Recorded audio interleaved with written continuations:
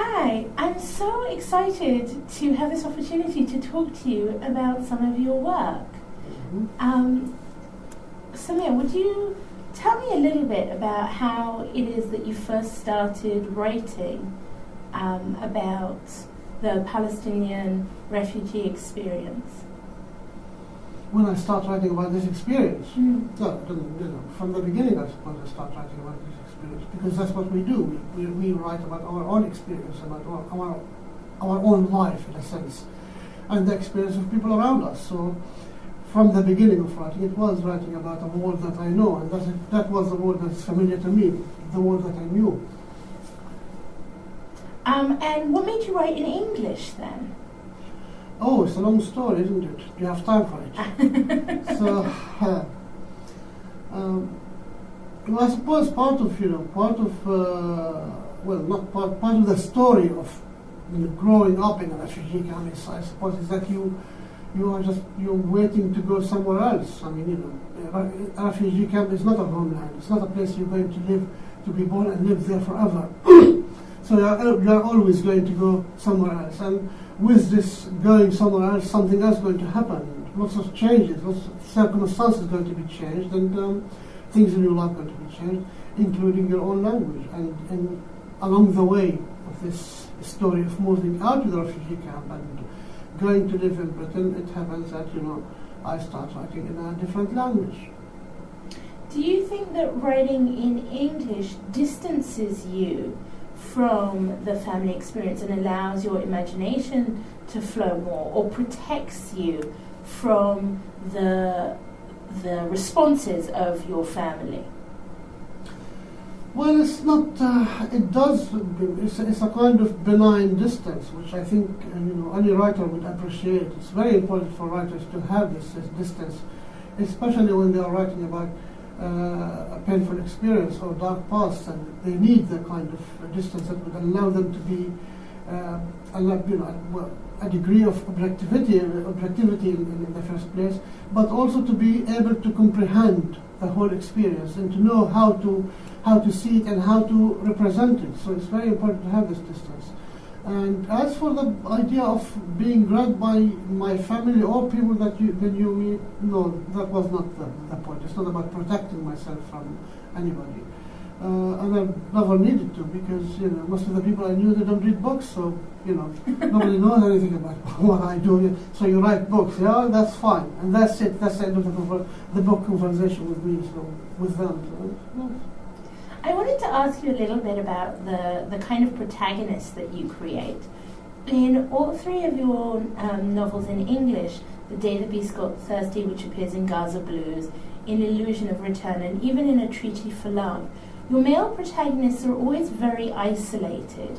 Even when they have friends or distant networks, they tend to reject the contact of their community and their social groups. And I wanted to ask how you see the individual in relation to society and how you create this kind of protagonist. Well, they are real men, basically. I mean, like all real men is a sort of lonely hunters. They go into the jungle to hunt their own.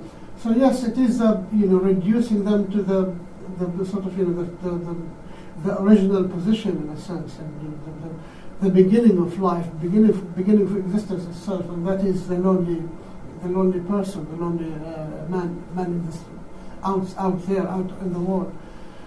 And because it is, in a sense, it is about a very primitive experience, about a life that has been stripped of everything that is rich or beautiful about it, and it's been reduced to the minimum of life itself. I mean, it's just a mere surviving. I mean, all these people are, even those who have managed to run away, in their own imagination, in their own feelings and emotions, they're still living as if the world they're living in is the same world that has very little. They are so impoverished, so reduced to the status of surviving, not living and enjoying life.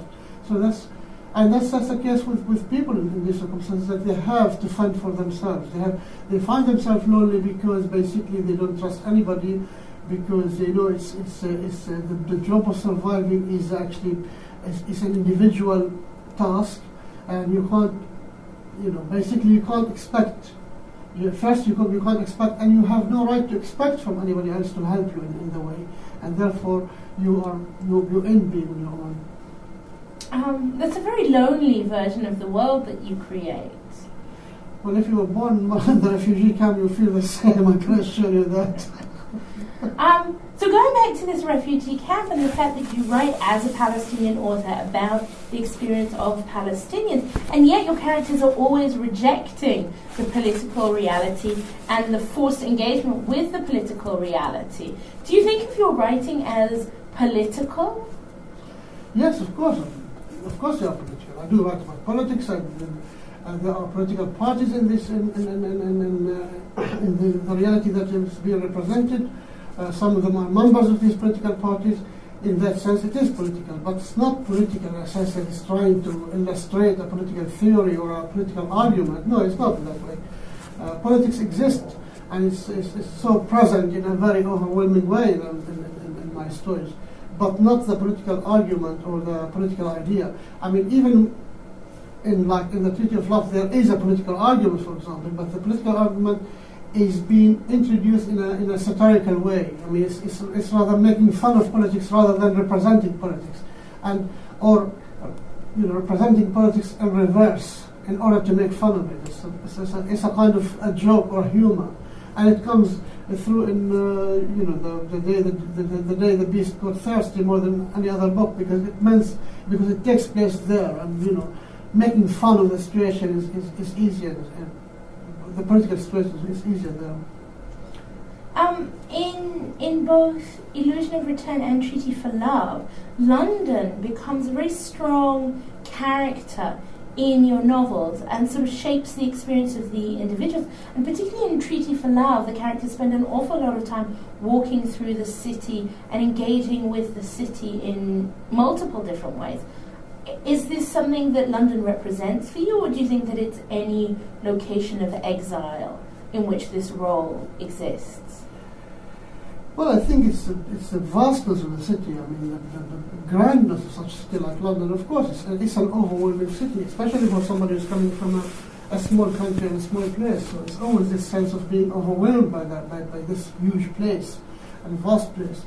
But the reason of why the two characters, the two main characters in the novel, is that because basically they are playing, they are sort of going out to play. I mean, they're practically in their early 40s, but they have been deprived. They're coming from a region where there's no childhood, or you are not allowed to play as a child. So they have been deprived from the possibility of playing, and therefore now when they're living in this huge city, and it is vast, it's so vast and so big that they can just go out and play, run in the street and be happy. So they're sort of reliving their youth and reliving their childhood in the street of the city. And given that the city is so grand and so big and so accommodating for people like them, that's why it's always this idea of being able to go out and play in the street. And in my experience, and experience with most people who lived in that part of the world and for any other zones of conflict, it's it's going out to the street is a very risky business. Not because of gangs, not because of BD5s, but no, because of the war. Because at any moment there is an air raid, at any moment there is a clash between two different parties. So it's going to the street is like venturing into the jungle, basically. So it's as wild as this, and therefore when these two characters suddenly they find themselves in a city like London, they just enjoy the idea of going into the street. So in A Treaty for Love, you set up these two main characters, an Israeli woman and a Palestinian man, who meet between the Oslo Accords and the start of the Second Intifada. And yet, in a way, both reject the political positions of their home, and you ironically continuously present each character defending the position of the other. I wondered if you would talk about what makes you make choices like that, and whether in fact this is partly a reaction to boycott movements against Israel by creating this counter voice? Well, I mean, in order for these two people who are coming from the opposite sides, in order to be together, they must have basically taken the step towards agreeing with the other side, or at least to reject the claim, the prejudice that they were taught and lived by before. So that's I mean, they are a couple at the end, and they are living together. So in order for them to live together, to be together, it's obvious that they will be in that position who would reject the position, the ideas, the prejudice, the thoughts, the arguments of their own people and the collective argument of their own people, and question it. And because they have done so, because each one of them has done so, each one would feel that they also have to be generous towards the other and acknowledge that your community is not as bad as you think it is. There is something good about your community. It's a kind of mutual generosity. I mean, a kind of exchange of goods. I mean, you praise my people, I praise your people, in a sense, as a kind of being generous to you because you're already criticizing your own people. So and what makes a relationship work between the two characters.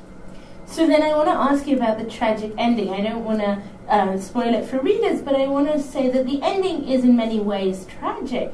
And is that a greater reflection on the collapse of the peace process? Or do you see it as the breakdown of two individuals and the failure to continuously defend the other? That in the end you retreat to your home position?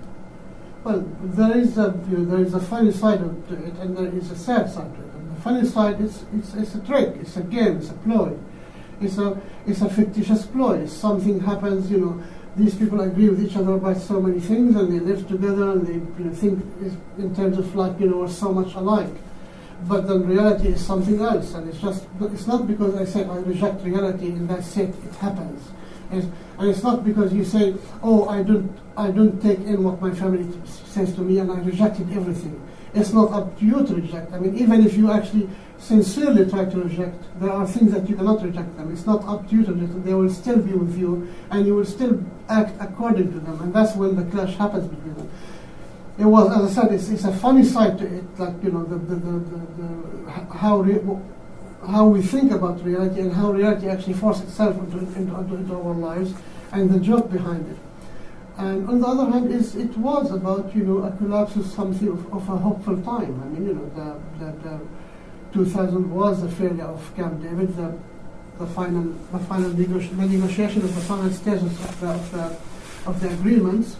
It failed, and after that was the second Intifada, of course, and of course a collapse, the end of a dream. It was between 1993, the end of 1993, and 2000, about 7 years, or less than 6 years and 3 months, I would say. It was a moment, in spite of all the difficulties, there's still a sense that something can be achieved. There's still the sense that the hope was still there, and it just came to an end, and the ending was trying to represent that. The ending of the novel was trying to capture that moment of ending that took place. The Palestinian character might also be seen to be traumatically affected by his experiences in the refugee camp, right, both in Lebanon before he comes. And my question is really about the idea of a kind of persistent and indelible Palestinian trauma that can never really be overcome. Do you believe that that's the case for Palestinians? Look, there is a situation which will take a long time to be resolved and to be able to get over it. But I don't believe that. I don't believe that it's impossible to overcome this kind of trauma. No, it's not. It is not all that. It's not all that deep anyway, and the reason why it's going on because the past crisis is still going on. Not because people are attached to the past, but because there are difficulties in the present. I mean, the present difficulties. They renew the pain of the past all the time. So the moment there is a solution, there is a proper solution, appropriate solution, then I think it wouldn't be such a difficult task to get over this trauma. It's not. it's not deep enough to last for generations and generations. No.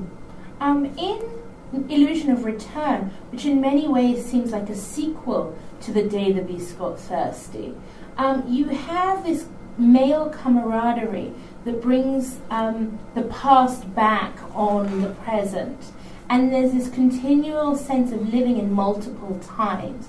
Do you yourself feel that as an exiled writer you live in this constant state of living both in the past and in the present? There is people of my situation, they always have this feeling. There's sort of a strange sense that you have always, that there's something unreal about the world. I mean, I don't know whether it's justifiable or not. Sometimes it is, and quite often it is justifiable, because there's so many great deal of myth going on with everything. I mean, everything in life, from marketing to the things we do, how much of the fictitious world is represented in our reality. So there's always this sense of the unreal. There's also the sense of unreal in terms of the expectations and the worries and the concerns about what will happen. So because of the past experience, it's always you don't trust any system or any regime that is sort of going to be sort of fair regime forever. And whatever state of peace that you are living, whatever state of good state that you are enjoying, you will always look at, expect a moment in which it will come to an end. And it's, that's why this sense of living in more than one reality, a reality that's questionable, of how certain, how assertive it is. And a reality that is sort of, and a sense of reality that is really so shallow and so changeable and variable. My final question is really about your most recent work with the Levant Notebook, which you've been the editor of, and is a venue that seems to bring Hebrew and Arabic literature and other languages of the Middle East together in this online venue where fiction and poetry and reviews exist in English translation. Would you talk a little bit about what led to this project and how you think that literature can serve as a way of viewing the Middle Eastern conflict?